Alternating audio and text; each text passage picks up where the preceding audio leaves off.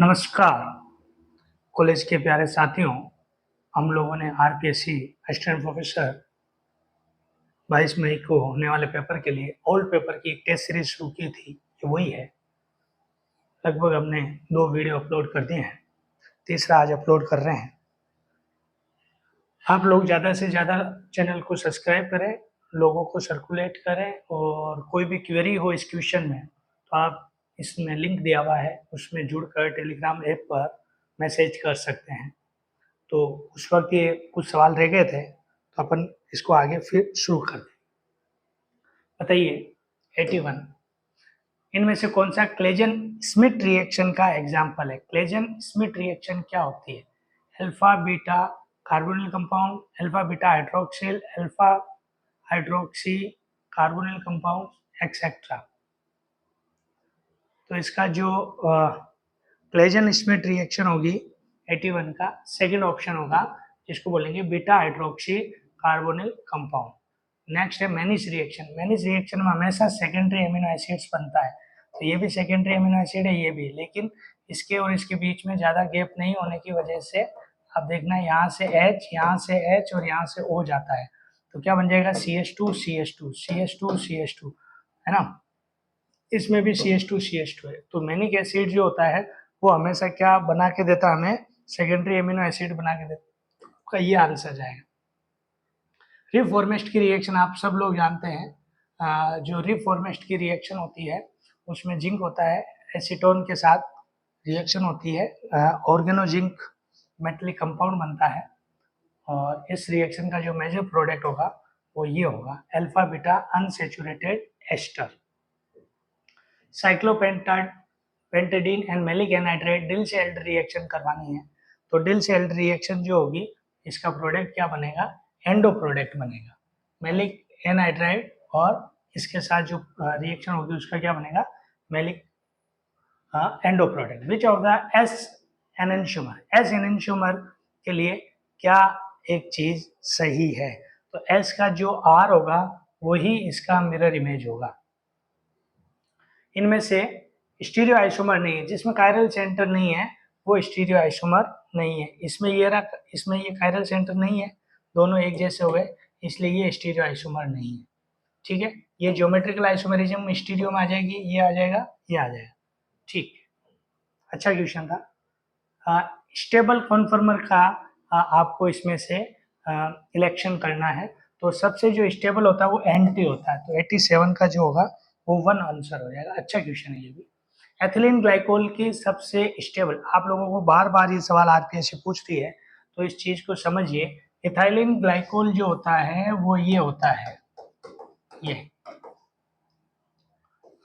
CH2OH। तो इसका जो गाउस फॉर्म होती है उसमें क्या होता है? OH की वजह से हाइड्रोजन बॉन्डिंग हो जाती है और ये क्या हो जाता है? स्टेबल हो जाता है, एंटी स्टेबल। अब ये देखिए इस स्ट्रक्चर में से भिन्न है। अब देखो कोई चीज समझना, मैं आपको समझाने की कोशिश कर रहा हूँ। इसमें ये वेज पे दिया हुआ है, ये डेज पे दिया हुआ है, ये ठीक है, ये 2 डेज है और वो क्या है? वेज है, आई थिंक। हाँ, तो अब इसमें आपको क्या करना है? आपको ये ट्रांस लग रहा है, मैं आपको सिखा देता हूँ। 1,2 E ट्रांस होता है। 1,2 E क्या होता है? ट्रांस होता है। 1,4 E भी ट्रांस होता है। तो 1,4 यानी कि ये और ये ट्रांस है। अब इनमें से जो भी E कॉन्फर्मर है वो आपका ठीक है, यानी कि E या AA। ये E है तो ये EA है, ये क्या आपका EE है, ये आपका EA है और ये आपका EA है। तो हमें क्या चाहिए था? हमें क्या चाहिए था? निम्न में से कौन सी संरचना भिन्न है? इनमें से कौन सी स्ट्रक्चर जो है आपकी भिन्न है? तो ये आपको समझ में आ गई है, ये जो EE है ये आपकी जो स्ट्रक्चर है वो भिन्न है, मतलब डिफरेंट है। समझदार हैं आप लोग? हाँ। कितने स्टीरियो आइसोमर्स बनेंगे? अब आप देख लेना, जितने कायरल सेंटर होंगे उतने स्टीरियो आइसोमर बना दीजिए। देखो देखिए कितने बनेंगे कायरल सेंटर के हिसाब से।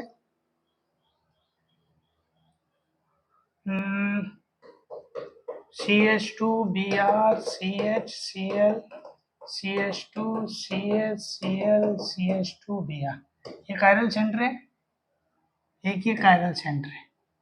ठीक है, कायरल सेंटर होने की वजह से ये मीजो कंपाउंड की तरह बिहेव करेंगे, तो मीजो कंपाउंड्स होने की वजह से ऑप्टिकल इनएक्टिव हो जाएगा, तो 90 का ऑप्शन बी हो जाएगा। अच्छा क्वेश्चन है, गुड क्वेश्चन। ठीक है, बताइए कौन ऑप्टिकल एक्टिविटी शो करेगा? ऑप्टिकल एक्टिविटी वो शो करेंगे जिनमें कायरल एक्सिस आ जाएगी। तो कायरल एक्सिस किस में आ जाएगी? सिस 1,4 डाइमिथाइल साइक्लोहेप्टेन जो है वो शो करेगा। 94 EDTA के बारे में कौन सी चीज गलत है? EDTA आप लोग जानते हैं, इथाइलिन डाइअमीन टेट्रा एसिटिक एसिड। तो इसका जो 92 का 4 ऑप्शन है वो रॉन्ग है। क्या alkyl medium is required for complex ion because EDTA will be ionised in more acidic medium? ये लाइन इसकी गलत है। स्ट्रॉन्ग एसिड और वीक बेस के बीच में आप लोगों ने टाइट्रेशन करनी है, तो हम लोग मिथाइल ऑरेंज लेंगे, ये याद रखना, methyl orange. Sodium bicarbonate 0.1 N की पीएच बताइए। तो 0.1 N की पीएच कितनी होगी? वीक एसिड है, सॉरी बेसिक है, तो बेसिक जो होगा वो आपकी 94 में थर्ड हो जाएगा। इतना भी बेसिक नहीं है, तो आप इसको नहीं कर सकते, इसको नहीं कर सकते, इसको कर सकते। ठीक है, इसका वैसे आप इसको पहले के निकाल के और वैसे भी कर सकते हो। पर्सिपिटेट के आपको एनालिसिस करना है वेट बाय वेट, तो ग्रेविमेट्री एनालिसिस जो होगा वो हमारा इसका अच्छा एनालिसिस आएगा। कौन सा? Gravimetry analysis. तो इसका जो आंसर जाएगा वो ये जाएगा। ठीक है, आगे कंडक्टोमेट्री टाइट्रेशन दी हुई है। कंडक्टोमेट्री टाइट्रेशन में रेखीय वर्दी दिखाएगा जिसमें अनुभाग मात्रा विराम बिंदु तक जोड़ा जाए तो बाद में लगभग स्थिर चालकता होगी। इंग्लिश मीडियम वालों को नहीं दिख रहा होगा, यहाँ से थोड़ा छोटा कर देते हैं ये। गुड, इंग्लिश मीडियम के भी तो काफी लोग होते हैं हमारे साथ। ठीक है, तो वीक एसिड की वीक बेस के साथ टाइट्रेशन है। वीक एसिड की वीक बेस के साथ जो टाइट्रेशन है वो या तो ऐसे आती है या ऐसे आती है। तो वीक एसिड वीक बेस की जो टाइट्रेशन है वो आपके इसमें शो कर रहा है। क्या कह रहा है ये? एक रेखीय वर्दी जिसमें, हाँ ठीक है, यानी कि वीक एसिड और वीक बेस। माध्यम माध्यिका बताओ। तो अब आपको पता ही है, इसका फॉर्मूला आपको आता है। इस क्वेश्चन का आंसर आप सोल्व करके देखना, आपका 8 इसका माध्य आएगा और माध्यिका इसकी कितने आ जाएगी? 6 आ जाएगी। इंक्रीजिंग ऑर्डर में जमा होगी और ये सब आपको पता है। कंडक्टोमेट्री इनमें किस सिद्धांत पर कार्य करती है? Conductometry which is working principle of conductometry? Conductometry का जो प्रिंसिपल है वो कंडक्टेंस कैलकुलेट करना है, कंडक्टिविटी कैलकुलेट करनी किसकी? सॉल्यूशन की। मिथाइल ऑरेंज की पीएच अभी देखो ऊपर आया था, मिथाइल ऑरेंज आपको पता है स्ट्रॉन्ग एसिड वीक बेस या वीक एसिड वीक बेस का, तो ये 3 से 5 के साथ काम करती है। वेरिएशन क्या होता है? स्क्वायर होता है, स्टैंडर्ड डेविएशन का स्क्वायर होता है। ये 200 बार सवाल आ चुका है और पूरा चांसेज है आने का, पूरा चांसेज है। वेरिएशन स्टैंडर्ड डेविएशन का क्या होता है? स्क्वायर होता है। निम्न में से कौन सा मेथड जो है हम लोग यूज करते हैं पार्टीशन कोफिशिएंट के लिए? तो पार्टीशन कोफिशिएंट के लिए आप बताइए क्या यूज करोगे? जल्दी बताइए, समय कम है। Shake flask method, shake flask method जो है वो सबसे अच्छा मेथड है। फोर्स, कौन सा फोर्स इन्वॉल्व होता है क्रोमेटोग्राफी में? तो क्रोमेटोग्राफी में ये सारे फोर्स इन्वॉल्व होते हैं। हाइड्रोजन बॉन्ड होता है, लंदन फोर्स होता है, इलेक्ट्रोस्टैटिक फोर्स होता है। एक्सचेंज क्रोमेटोग्राफी किसके लिए? पोलर या नॉन पोलर, या दोनों के लिए ही ये इम्प्लीमेंट होती है। तो एक्सचेंज आप जानते हो, केटाइन एनाइन का एक्सचेंज करते हैं तो polar. Good chromatography separation depend upon the minimum value of the HETP following condition yield the minimum HETP। मतलब किस कंडीशन को छोड़कर मिनिमम HETP आपको मिलेगा? तो कंडीशन क्या है? टेम्परेचर अधिक होना चाहिए, ये इसका गलत आंसर है। टेम्परेचर न्यूनतम होना चाहिए। कौन से कारक के द्वारा गतिशील प्रावस्था प्रभाव करती है? Mobile phase flow the factor, बताइए किससे मोबाइल फेज? कैपिलरी एक्शन है, अपन लोग जानते हैं कैपिलरी एक्शन। पेपर क्रोमेटोग्राफी में हेलोजन दे दिया, तो अब हेलोजन में तो निनाइट्रिन तो लेंगे नहीं, सिल्वर नाइट्रेट लेंगे 106 में। निनाइट्रिन एमिनो एसिड्स और इनके लिए लेते हैं, यूवी कैबिनेट भी लेते हैं अलग अलग। अब क्या है, the nature of stationary phase in reverse phase chromatography.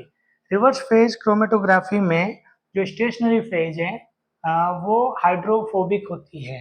क्या होती है भैया? हाइड्रोफोबिक। टीएलसी में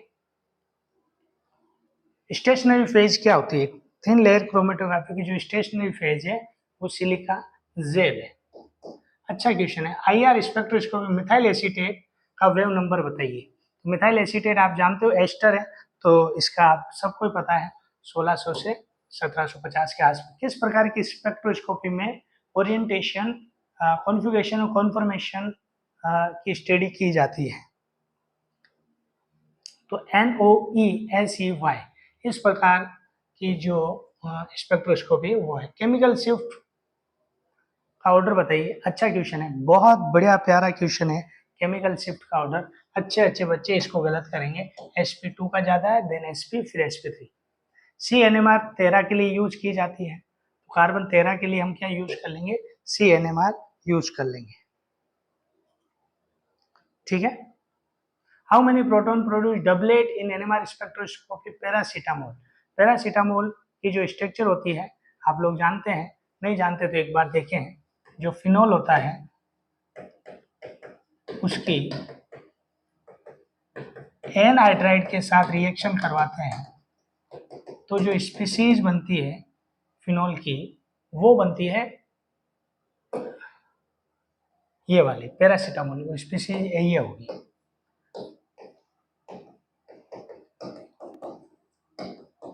एस्प्रिन, पैरासीटामोल एक ये एस्प्रिन है आई थिंक, ये एस्प्रिन है। तो इसमें मैं यहाँ पे शायद चीज़ मिस कर रहा हूँ। पैरासीटामोल की स्ट्रक्चर शायद मैं मिस कर रहा हूँ। इसकी जो स्ट्रक्चर है ये वाली है, वो एस्प्रिन की थी। ये वाली जो स्ट्रक्चर है वो एस्प्रिन की है। पैरासीटामोल की जो स्ट्रक्चर है बेटा वो फिनोल है, फिनोल के सामने NHCOCH3। अब इसमें से कितने लोग जो हैं वो आपके डबलेट फील करते हैं, इस चीज़ को आपको देखना है। तो बताइए 2, 3, 4 या 5 कितने लोग पैरासीटामोल में डबलेट फील करेंगे? तो 2 प्रोटॉन जो होंगे वो डबलेट करेंगे। ठीक है, इस आगे बताइए।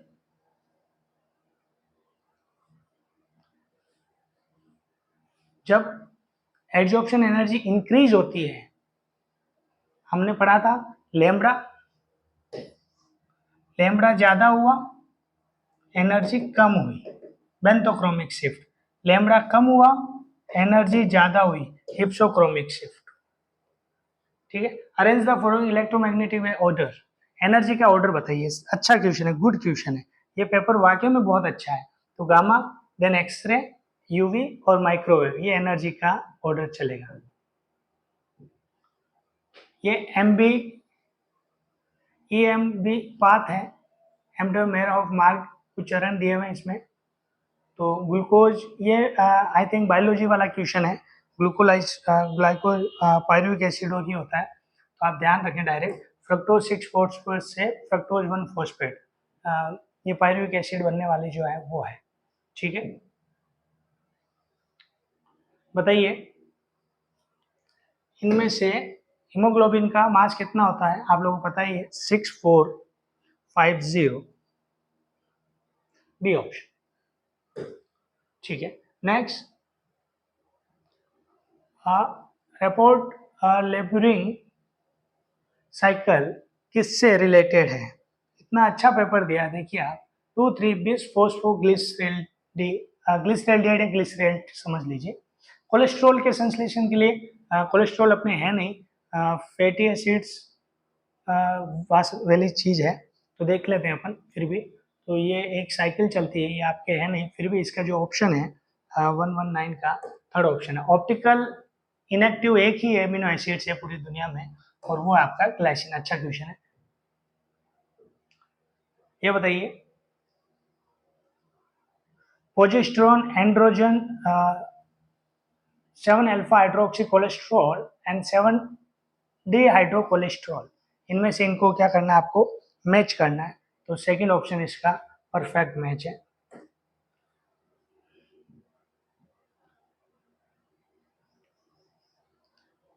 किस में हाइड्रोजन बॉन्ड होता है?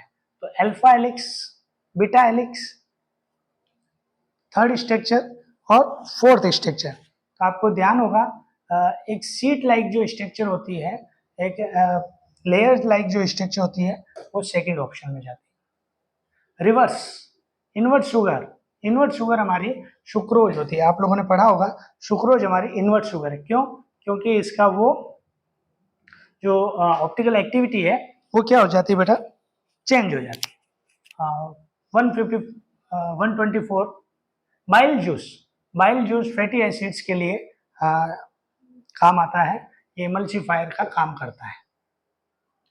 Polynucleotide chain in DNA are जो है सेमी कंजर्वेटिव होती है, ये भी हमारे न्यूक्लियोफाइल का क्वेश्चन है, लेकिन ये एंटी पैरेलल होती है। एक 3 डेज से 5 डेज होती है, तो दूसरी 3 डेज से 5 डेज, मतलब एंटी पैरेलल होगी। Drug that use for treatment of WPW Wolff Parkinson White syndrome. तो बताइए इसके लिए कौन सी ड्रग का हम लोग यूज करते हैं? तो ये दोनों को यूज करते हैं, ठीक है।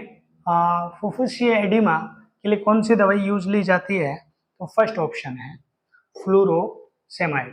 पेनिसिलिन की न्यूक्लियर की जो स्ट्रक्चर है, पेनिसिलिन का बेसिक जो स्ट्रक्चर है, उसमें थायो एजोलिडिन एंड बीटा लैक्टम स्ट्रक्चर होती है, ठीक है। इक्वेशन डिलीट है। अगला, ब्रॉड स्पेक्ट्रम कौन सा एग्जाम्पल है? तो पेनिसिलिन जी वह ब्रॉड स्पेक्ट्रम का बेस्ट एग्जाम्पल होती है, लेकिन खाली पेनिसिलिन लिखी है, इसलिए टेट्रासाइक्लिन और पेनिसिलिन जी नैरो स्पेक्ट्रम है, सॉरी, टेट्रासाइक्लिन और क्लोरामफेनिकोल। इसमें बताइए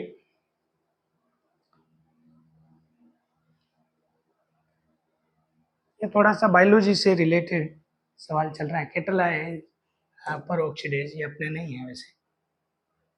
रेमफिशिन की कौन mechanism of the action of the rifampicin is 132। तो इसका inhibition the DNA dependent RNA synthesis, ये इसको लोग क्या कहता है? Brucellosis first line therapy of the brucella. तो combine the combination of the doxycycline and rifampicin, अजीब से नाम है बायोलॉजी के। बारबिट्यूरेट्स, बारबिट्यूरेट्स क्या होते हैं? बारबिट्यूरेट्स हमारे डेली लाइफ केमिस्ट्री वाला जो पोर्शन है उसमें आता है, गाबा होते हैं ये लोग। क्लोरोप्रेजमीन की स्ट्रक्चर कौन सी है बताइए? तो इसकी स्ट्रक्चर ये है। अभी ये ऐसे सवाल कभी देखे नहीं है, लेकिन आएगा तो करना पड़ेगा। एस्प्रिन और सैलिसिलिक एसिड दोनों यकृत में संयुग्मित होकर परिवर्तित हो जाते हैं, तो इसका जो आंसर है, इसका ग्लाइसिन और सेल्यूरिक एसिड, एस्प्रिन और सेल्यूरिक एसिड दोनों, सैलिसिलिक एसिड दोनों यकृत में ग्लाइसिन एंड देन सेल्यूरिक एसिड। कौन सा को एंजाइम को रोकता है? ये थोड़ा बायोलॉजी डिपेंडेंट यूनिट है इसमें मेरे हिसाब से। इंसुलिन का 1 मिलीग्राम का इंटरनेशनल स्टैंडर्ड क्या है? Fourth option 28 unit. मेटफॉर्मिन कम मात्रा में ब्लड ग्लूकोज को क्या करता है? कम करता है, इसका क्या बनेगा? नॉन डायबिटिक के लिए है। वैसे अपने नहीं है, लेकिन सारे सवाल ये दूसरे ही हैं, दवाइयों के और इसके ऊपर गया हुआ है। एक्चुअली केमिस्ट है ना, आयुर्वेद की एक वो वाला होगा ही। तो पैरासिटामोल को भी ये नहीं है वैसे, एन एसिटिलीन नहीं। ये जो पीछे के सवाल थे 10-15 सवाल, ये अपने सिलेबस से रिलेटेड नहीं थे। अब अपन दूसरा पेपर शुरू करते हैं। इस पेपर में निशान लगे हुए हैं पहले से ही, ये अच्छा है। तो B2H6 किस थ्योरी से समझाया जाता है? अपन लोगों को पता है B2H6 MOT थ्योरी से आपको एक्सप्लेन किया जाएगा। इनमें से किसकी ज्योमेट्री सेम है? तो वाटर और अमोनिया दोनों की ज्योमेट्री जो होगी वो सेम आएगी, दोनों ही आपके क्या आ जाएंगे? टेट्राहेड्रल स्ट्रक्चर में आ जाएंगे। CFT से आप लोग कोवेलेंट कैरेक्टर को नहीं समझा सकते, ये तीसरा ऑप्शन करेक्ट है। ऑर्गेनोमेटली गिन्यार रिएजेंट हल्का सा क्वेश्चन है, RMGX बेसिक क्वेश्चन है।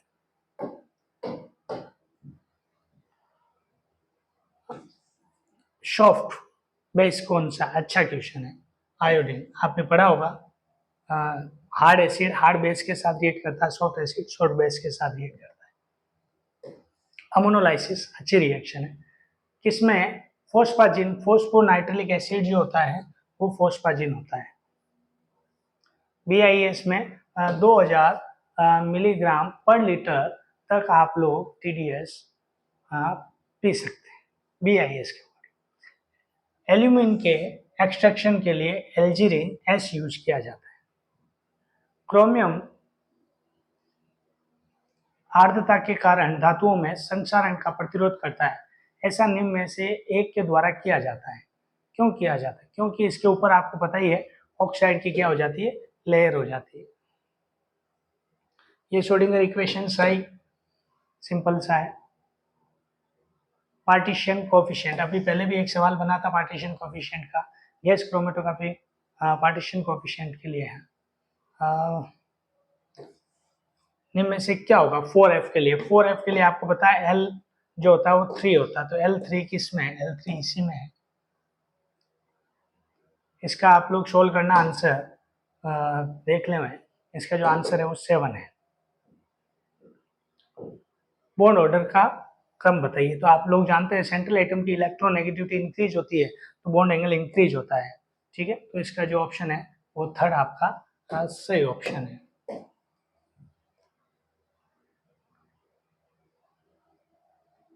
औषधि और परजीवी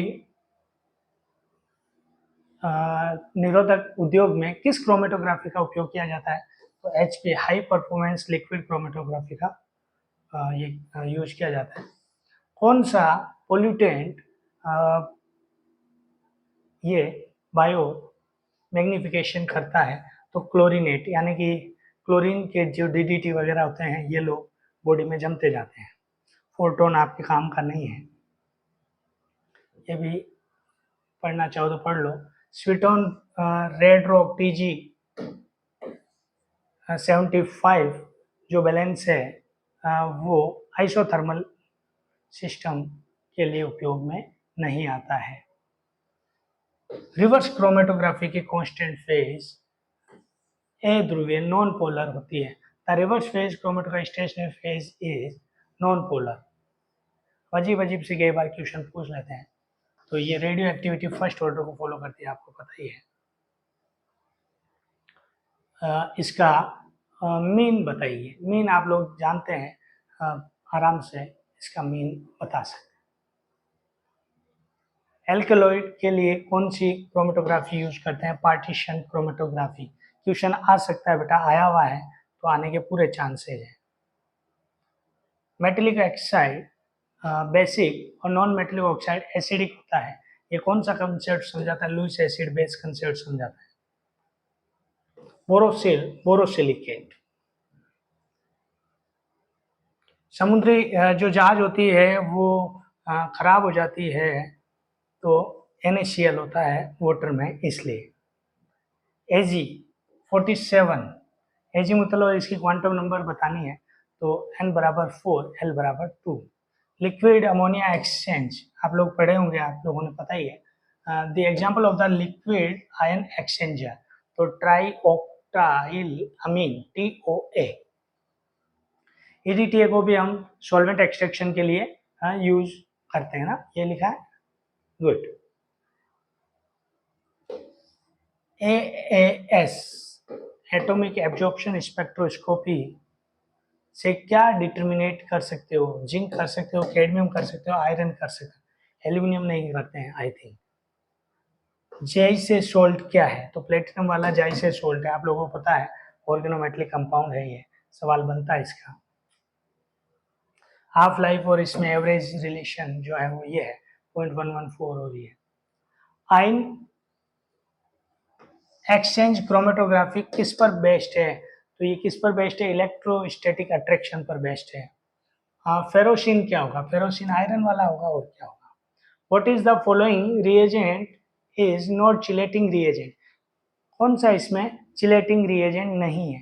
तो NCERT में एक लाइन दी हुई है एप्लीकेशन में, वहीं से इसको लिया हुआ है। रोडामिन बी जो है वो नहीं है, ये एरर आपके है नहीं। HClO4 और H2SO4 में अब जो डोन होता है वो एसिड होता है, तो क्या हुआ, इसने इसको H प्लस दे दिया, तो यहाँ पर ये क्या हुआ, H2SO4 बेस का वर्क कर रहा है। H2SO4 किसका वर्क कर रहा है, बेस का। बताइए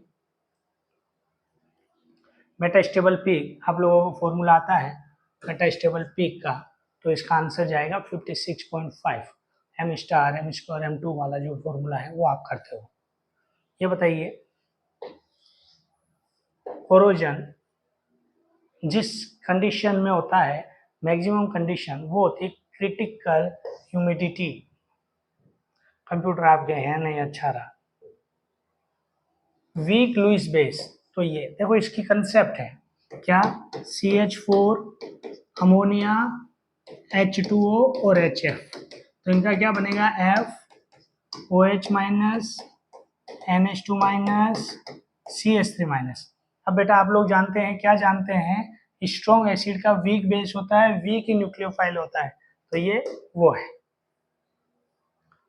ठीक, हाइब्रिडाइजेशन बताओ इसका, इसका sp3 होगा और 2 अनपेयर्ड इलेक्ट्रॉन होंगे। ये आप गुणा भाग करके निकाल सकते हो, इसका आंसर 161 है। मैक कॉफर्टी लेग कोपार्टी अलग लिखा, हिंदी में अलग होता है। MC लेफर्टी रीअरेंजमेंट जो है वो किस में होगा, which of the following will undergo MC Lafferty rearrangement, तो ये जो ये स्ट्रक्चर है उसमें ये हमारा रीअरेंजमेंट पॉसिबल है। अगला क्वेश्चन पढ़ो भाई फटाफट, कोरोजन सिलेबस में है। जिंक ऊपर होता है इसलिए पहले कोरोजन करें। Zinc is corrosion current iron के कोरोजन करंट से अधिक है, ये कहना चाह रही है। नेचुरल रेडियो एक्टिविटी का एग्जाम्पल है, तो कार्बन 14 और हीलियम मिलकर ये नेचुरल है, बाकी ये जो है वो आर्टिफिशियल है। ये याद रखनी पड़ती है, क्वेश्चन आ जाते हैं कई बार, देखो वापिस सुन लीजिए, अच्छा क्वेश्चन है ये। कौन अपने कॉलेज लेक्चरार में है ये, रेडियो एक्टिविटी का नेचुरल का एग्जाम्पल नहीं है, पूरा पढ़िए, देखो गिरना नहीं है। तो ये जो बाकी चीजें हैं ये ऑटोमेटिक टूटती है, ये वाला जो है ना, ये वाला थर्ड ऑप्शन, ये नेचुरल रेडियो एक्टिव नहीं है, ये है, ये है, ये है, ठीक है। काउंटर करंट एक्सट्रैक्शन, जब दो या दो से अधिक पदार्थ साथ साथ निष्कर्षित किए जाते हैं तब निष्कर्षण विधि में कौन सी है, काउंटर करंट एक्सट्रैक्शन है। The order of increase in bond order of following, bond order का कितनी बार आपने सीखा हुआ है, ये 16 है, ये 16 है, ये 17 है और ये 15 है, सॉरी ये 15 है, ये 16 है, 17 और ये, तो O2 का जो बॉन्ड ऑर्डर होता है वो कितना होता है, अप्रोक्स 2 होता है। O2 प्लस का कितना होता है, 2.5 होता है, और O2 माइनस का कितना होता है, 1.5। ये आपका आंसर आ जाएगा। एरर आती नहीं है, ये अच्छा क्वेश्चन है। सैंडविच, कौन सा सैंडविच, एंगुलर सैंडविच, ये क्वेश्चन बना हुआ है, ये क्वेश्चन डिलीट है। अगला, जल से निष्कर्षण में विलाय का विकल्प निम्न में से किस पर निर्भर नहीं करता है, तो उसकी विस्कोसिटी और ऑक्सीटिबिलिटी पर डिपेंड नहीं करता, कंप्यूटर अपने है नहीं। लिक्विड SO2 जो होता है वो ऑर्गेनिक सिंथेसिस के लिए अच्छा होता है। COD क्वेश्चन है सिलेबस में, ऑक्सीजन की वह मात्रा जो प्रदूषक को ऑक्सीकृत करने में प्रयुक्त होती है, वो हमारी क्या कहलाती है, COD, chemical oxygen demand. V बराबर 1 और V बराबर 2 के लिए आपको एनर्जी बतानी है, ठीक है, तो इन दोनों की जो डिफरेंस एनर्जी वो कौन सी होती है, h न्यू होती है। टोटल इलेक्ट्रॉन 2n² आया हुआ है, फर्स्ट ग्रेड में 2-3 बार आ गया है।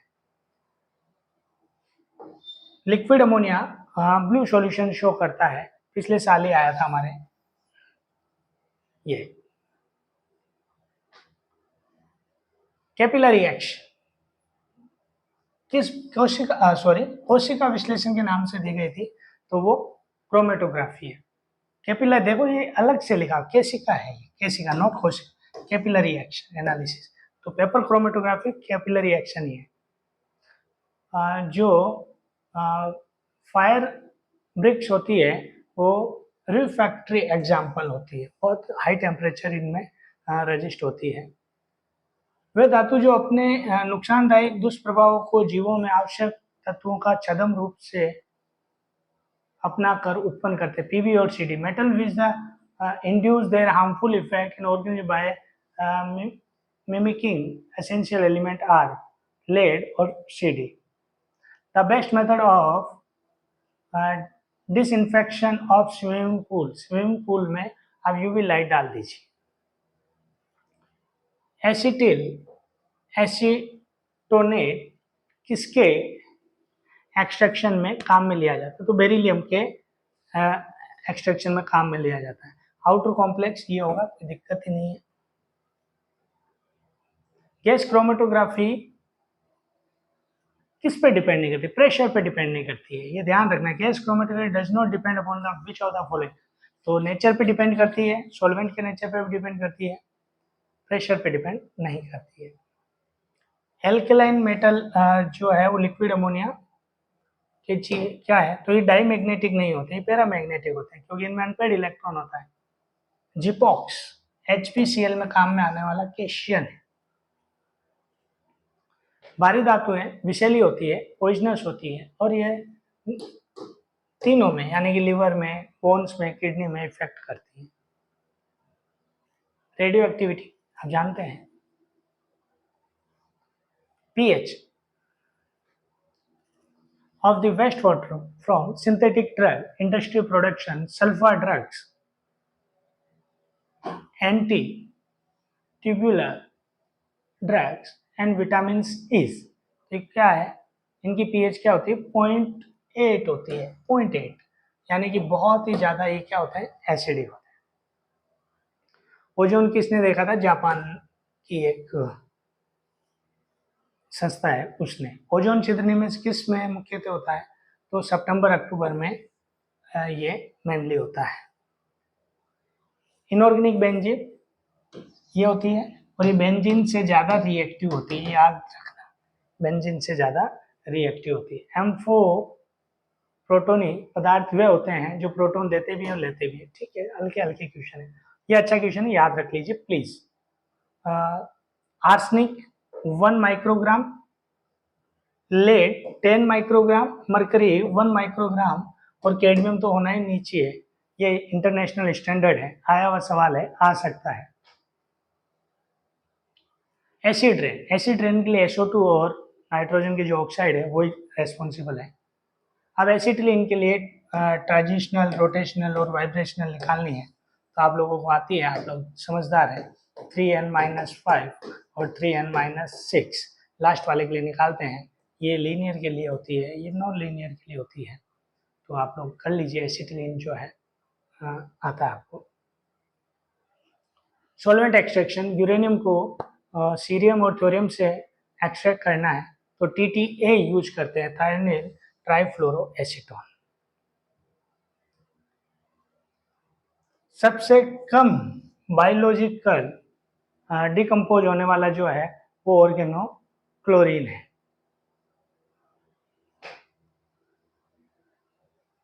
किस प्रकार की निष्कर्षण विधि आयरन थर्ड को हाइड्रोक्लोरिक अम्ल से डाई इथाइल ईथर द्वारा प्रयुक्त की जाती है, तो यह है सोल्वाइलाइजेशन। विल्किंसन कैटालिस्ट सबसे सिंपल एग्जांपल। पोल्यूशन एक्ट का बना 1974 में इफेक्टिव हुआ। रेडियो एक्टिविटी की खोज किसने की, कई लोग रदरफोर्ड करेंगे, ये करेंगे, ये है क्यूरी, मैडम क्यूरी, और वो जो थे वो। सापेक्ष विचलन का मान व्यक्त करता है, रिलेटिव डेविएशन इंडिकेट परिशुद्धता। निम्न में से कौन सा ग्रीन हाउस इफेक्ट में काम में नहीं आता है, तो ओजोन आती है, नाइट्रोजन ऑक्साइड आते हैं, आते हैं, SO2 नहीं आते, कई बच्चे SO2 पहले करते। H2O लिक्विड है, हाइड्रोजन बॉन्ड है, ये आता है। कीटनाशकों की जैविक श्रेणता निम्न में से किसके द्वारा अत्यधिक इफेक्टिव होती है? सबसे ज्यादा इफेक्टिव किसमें होती है? तो ओल। किसमें सिंगलेट आएगा? इनमें से किसमें सिंगलेट आएगा? तो बताइए इनमें से कौन एसीटोन है? Low resolution, high resolution singlet show करेगा। क्यों शो करेगा बताओ? इसके पास कोई प्रोटॉन ही नहीं है, कहां से करेगा बेचारा? एनएमआर एक्टिव तथा एनएमआर स्पेक्ट्रा देता है, F19 देता है। गुड। जिनके लिए आई की वैल्यू आती है वो सब देते हैं। अब मेरे हिसाब से कंप्यूटर वाले क्वेश्चन है।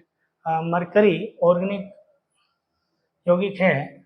मरकरी के ऑर्गेनिक यौगिक जो मिट्टी को प्रदूषित करते हैं, फंगस को मारने वाले होते हैं। फ्लोरेंस बहुफल के कार्बन का अपरूप है। WWW किस संस्था ने खोजा था अपने काम करनी है? 50% यदि आप चाहते हैं CO2 रोकना तो फॉरेस्ट करना पड़ेगा। Deforestation can check increase the CO2 in the atmosphere to approximate extent. बस उल्टा कर लीजिए, कोई दिक्कत नहीं, एक ही बात है। रोकना है तो 50% वो प्लांटेशन कर दीजिए, नहीं करना काट दो। इनमें से कौन मिश्रित नाइट्रोसिल एवं कार्बोनिल यौगिक के आधार पर सही नहीं है? जिसमें ऑक्टेन कंप्लीट नहीं हो रहा है वो सही नहीं है। ठीक है, तो इसमें सब में ऑक्टेन कंप्लीट हो रहा होगा वो सही हो जाएगी, जिसमें नहीं हो रहा तो डी ऑप्शन इज करेक्ट। क्योंकि आप जानते हो नाइट्रोसिल के कभी 3 इलेक्ट्रॉन लिए जाते हैं और कभी इसका इलेक्ट्रॉन वेरी करता है। इसके लिए इंटरन्यूक्लियर नाइट्रोजन बॉन्ड किसमें होगा? ये ऑर्थो इंट्रा। ये अच्छा क्वेश्चन है, आने के चांसेस है।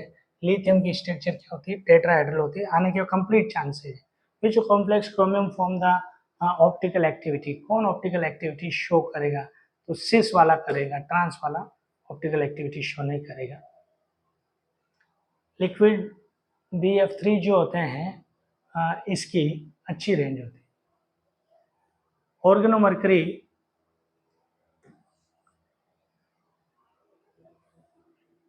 की कौन सी संरचना प्रवाही नहीं है?